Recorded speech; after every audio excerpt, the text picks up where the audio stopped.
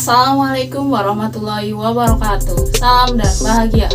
Perkenalkan, saya Nuria Kuncoro Wijayanti, NIM 2019-008273 dari Prodi Manajemen Fakultas Ekonomi, KKN UST Padepokan 76 2022-2023 dengan tema Dewantara Muda Mengabdi Bagimu Negeri. Pada kesempatan ini, saya akan menyampaikan materi saya, yaitu tentang tips mengatur dan mengelola keuangan dalam bisnis. Baik, adapun tips mengatur dan mengelola keuangan yang pertama yaitu mencatat semua biaya pengeluaran. Maksudnya, mencatat semua biaya pengeluaran dengan detail dan sebaik mungkin. Dengan mencatat semua biaya pengeluaran, kita bisa melacak dengan baik kemana setiap uang yang kita gunakan. Yang kedua, membuat proyeksi keuangan. Jadi, proyeksi keuangan yang dimaksud adalah dengan membayangkan dalam beberapa waktu yang akan datang pengeluaran apa yang perlu dilakukan untuk kepentingan usaha. Tips yang ketiga yaitu pisahkan uang pribadi dengan uang bisnis.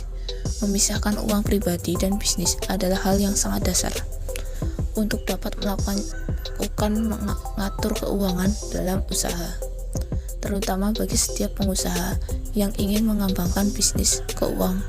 Keuangan tidak boleh tercampur dan berantakan. Tips yang keempat, kita juga bisa bayar tagihan secara tepat waktu. Harus wajib membayar semua tagihan tepat waktu, karena dengan begitu kita bisa mengetahui laba yang didapatkan. Dengan cara mengelola keuangan, tagihan wajib dibayarkan terlebih dahulu dan tepat waktu, karena jika tagihan belum dibayar, maka keuntungan yang didapat tidak murni kita miliki. Tips yang kelima yaitu awasi arus kas keuangan. Mengawasi arus kas keuangan merupakan hal yang sangat sulit. Kesulitan yang didapat biasanya berkaitan dengan kedisiplinan dan tanggung jawab diri dalam pengawasan. Lancar arus kas akan mempengaruhi kelancaran sebuah usaha. Tips yang keenam yaitu hitung pemasukan dan keuntungan. Hitung setiap pemasukan yang telah didapat, kemudian potong dengan setiap kewajiban yang harus dibayarkan. Lalu kemudian akan mendapatkan hitungan murni keuntungan yang kita miliki. Dengan begitu, kita bisa mengetahui beberapa pemasukan dan keuntungan kita secara rinci. Tips yang ketujuh yaitu perhatikan kontrak perjanjian dengan pihak ketiga. Pengembangan usaha saling berkolaborasi dan mengandalkan berbagai pihak untuk bekerja sama. Maka dari itu, dengan memahami dan memperhatikan kontrak perjanjian usaha, kita bisa lebih tertata dengan baik dalam menjalankan usaha kita secara online. Hal ini juga bisa mengatasi kemungkinan buruk yang terjadi, yaitu terjadi penyelewengan dari pihak yang merugikan. Tips yang ke-8 yaitu kita bisa gunakan laba untuk mengembangkan usaha. Dalam cara mengatur keuangan bisnis yang baik, salah satu cara efektif untuk mengembangkan bisnis adalah dengan memutarkan laba. Tips yang ke-9 yaitu cermati kepemilikan aset, modal, serta utang piutang. Mencermati kepemilikan aset, modal, dan juga utang piutang merupakan hal yang sangat dasar.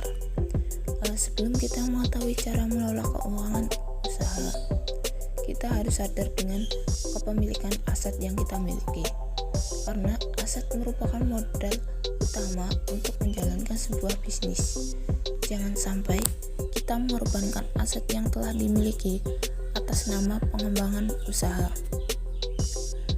Tips yang ke-10 yaitu konsultasi dengan pihak ahli. Konsultasi dari para ahli akan sangat signifikan dalam meningkatkan performa usaha, terutama bagi kita yang berniat untuk mengembangkan bisnis menjadi lebih besar lagi.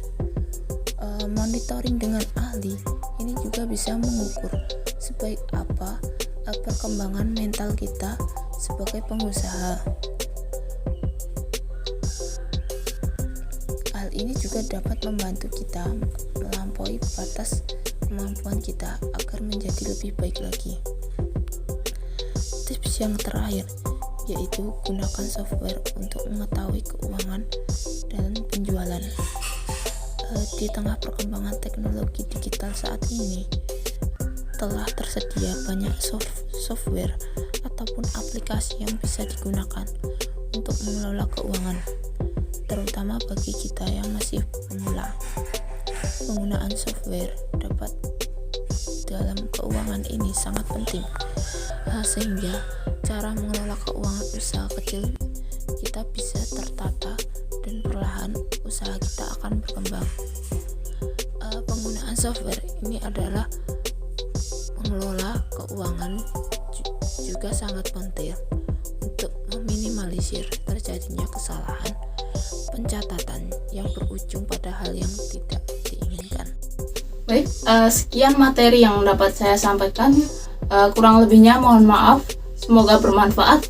Wassalamualaikum warahmatullahi wabarakatuh. Salam.